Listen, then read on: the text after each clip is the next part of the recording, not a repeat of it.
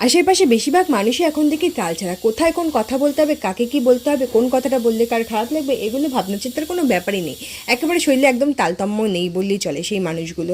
যাই হোক, এখানে হচ্ছে তালের বড়া। তালের নিয়ে মা আর বাবার লেগে গেছে মারামারি, কারণ মা প্রত্যেকবার ঘষে, মায়ের হাতের ব্যথা প্রচণ্ড রয়েছে, তাই জন্য বাবা বললো এইবার আমি তালের পাল্পটা বের করে দিই। মার তো হবে না, সব কাজ নিজে করবে, এটাই তিনি ভালোবাসেন।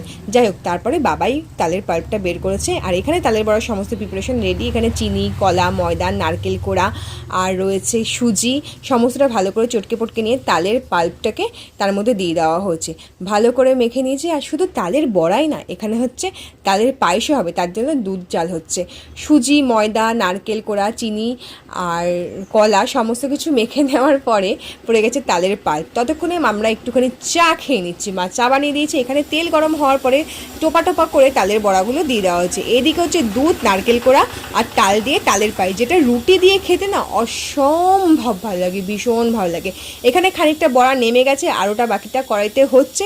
চলো আমার এবার খাওয়ার পালা। দারুণ তালের বড়া।